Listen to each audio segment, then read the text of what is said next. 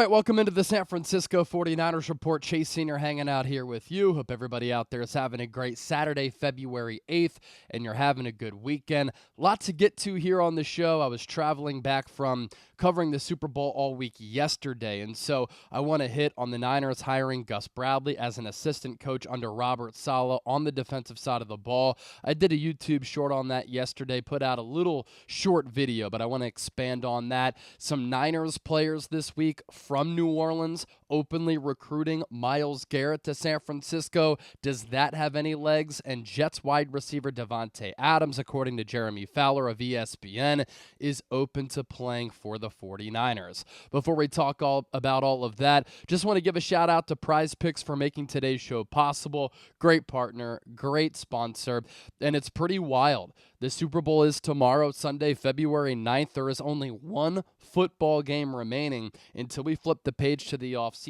and the upcoming 2025 season. Philadelphia Eagles looking to end that Kansas City Chiefs quest for a three-peat. Are they going to be able to do it? Well, get in on the action with Prize Picks. They're also running a special for Super Bowl 59, more than a half passing yard for Patrick Mahomes. If you just get another selection right, you can win some big-time money. And if you go to prizepicks.com/CLNS, use the code CLNS, and you play $5, you get $50 instantly. You don't even need to win to receive that $50 bonus. It's guaranteed. And by using that link as well, signing up with Prize Picks, you can win up to 1,000 times your money. Play more or less. You choose more or less on 2 to 6 player stat projections, and you can come home with your pockets a little bit heavier. Best daily fantasy sports app in the game. More than 10 million active members, billions of dollars in awarded winnings. Run your game with Prize Picks. prizepicks.com/CLNS. So the news yesterday from Tom Pelissero, who I saw working the phones all throughout the week in New Orleans and covering the Super Bowl, with the report yesterday that Robert Saleh is hiring Gus Bradley to his defensive coaching staff. And he was the Seahawks Legion of Boom defensive coordinator, and that's really how he gained a lot of popularity as one of the top defensive coaches in the National Football League. He used that time under Pete Carroll to get the head coaching job with the Jacksonville Jaguars, was there for a few years, ended up getting fired because they didn't have a lot of team success.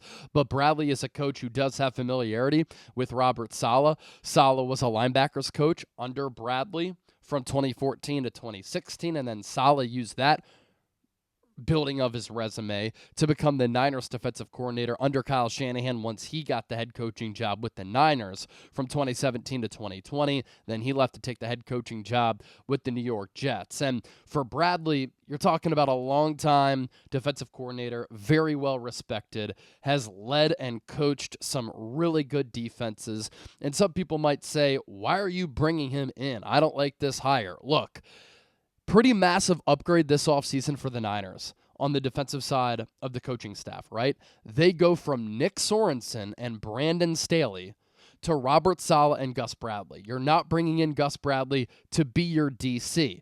There was some chatter that maybe he could be a candidate, but the Niners went all in on Saleh. And so to have Saleh and Bradley, those are two really good coaches on the defensive side of the ball, and Bradley can be an insurance policy if you were to leave. The Niners have been running that Seattle Seahawks type of defense under Kyle Shanahan his entire tenure here. And Gus Bradley has run that everywhere that he's gone.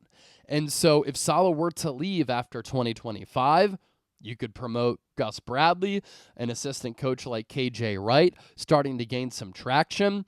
And Bradley has a vast resume who makes you better because he's adding quality depth and another good coach to your staff. And he's been doing it for a very long time. Buccaneers linebackers coach, this is his NFL resume, from 2006 to 2008. So he has that linebacker background. Then he becomes the Seahawks defensive coordinator from 2009 to 2012. Then he becomes the Jaguars head coach, 2013-2016, Chargers defensive coordinator from 2017 through 2020, Raiders defensive coordinator in 2021, Colts defensive coordinator for 3 years, 2022 through 2024. Now he's going to be with the Niners as an assistant. Not really sure what that title is. Some chatter he's going to be the assistant head coach. That's fine by me. He's been a defensive coordinator, been a head coach before, and I think Robert Saleh is bringing in a quality coach here. Let's move forward to Myles Garrett.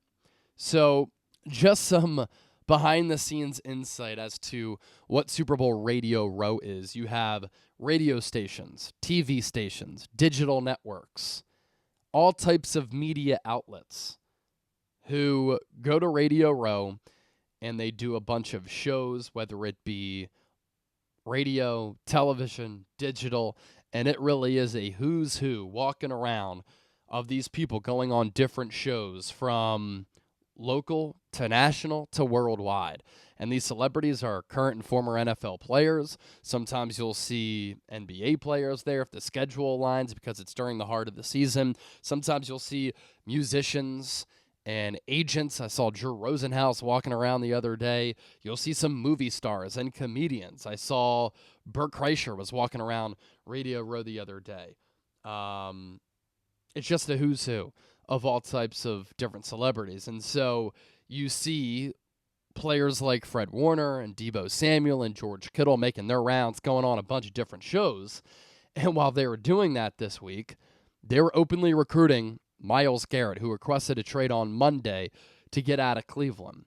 George Kittle saying things like, "Hey, Myles, we could be really good friends, I promise. I'm all for adding really good players to my roster. That makes my job as an offense easier. You don't have to score as many points when you have a guy like Nick Bosa, Myles Garrett." I know Fred Warner was preaching that yesterday.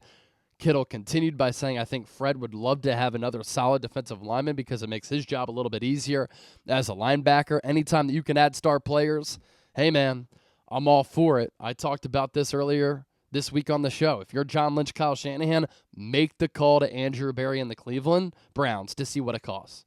And then there's Fred Warner, who George Kittle talked about. I don't know how Garrett to the Niners would even come about, how we would get that done, but I know that some way, somehow, we could figure it out. Me and George Kittle can just give a little bit of our funds to Myles Garrett. How about that? How's that sound? He also added he's always up for adding talented players to the roster. And then Deommodore Lenoir, really good young corner, taking to social media saying, "What type of animal do you want to be? We got hyenas, bears, lions, gorillas."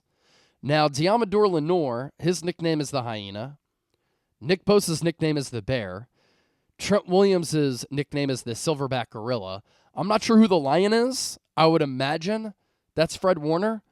So Flash Garrett can add his name to all of the dogs, or in the case of Lenoir, with the way that he put it, all the different animals on the Niners' defensive side of the football. What it comes down to, the cost, probably 2 ones. I would think about giving up number 11 and a future first. Because if Garrett improves your chances to winning a Super Bowl, I'm making a move like that. And then we talk about another star player here to round out the show. Jeremy Fowler saying about Davante Adams this, quote, "The Jets must address the future of receiver Davante Adams, whose $38.3 million cap hit is untenable. A source told me Adams is intrigued by the return of a team on the West Coast and would be open to potentially joining teams such as the Rams, Chargers if he gets released. I would put the 49ers in that conversation too, as Adams grew up in Northern California, went to Fresno State, grew up in East Palo Alto, about a half hour away from Levi's Stadium. So signing with the Niners would allow Adams to be close to his family. The Niners would not be able to afford that cap hit if he was let go by the Jets and he were to clear waivers. Hopefully the Niners would be able to sign him at a far lower price tag than that. And Adams is a player who's put up great numbers. He's been an All-Pro, hasn't won a Super Bowl though, would have an opportunity to do that with the Niners, could come back home.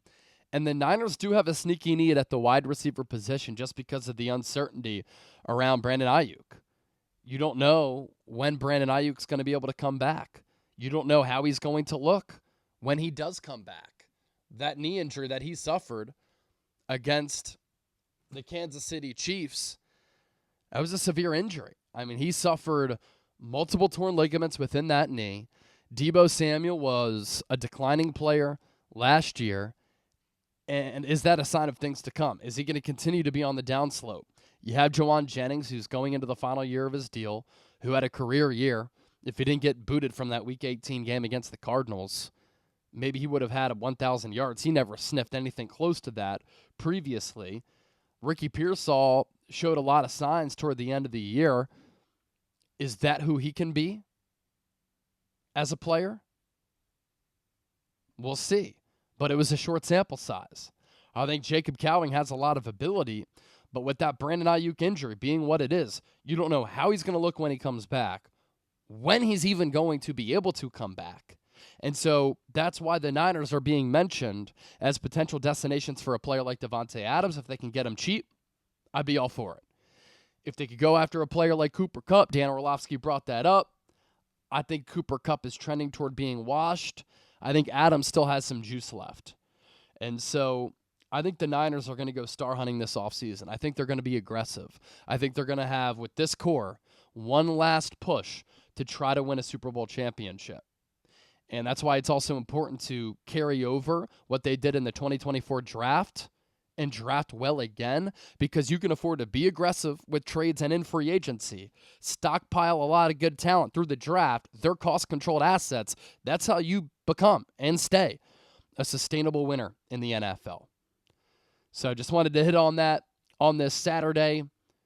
Appreciate everybody for watching. Have a great rest of your weekend. Enjoy the Super Bowl. Let me know who you got. Eagles, Chiefs. Share that with me down in the comment section, and I'll catch you soon here on the show.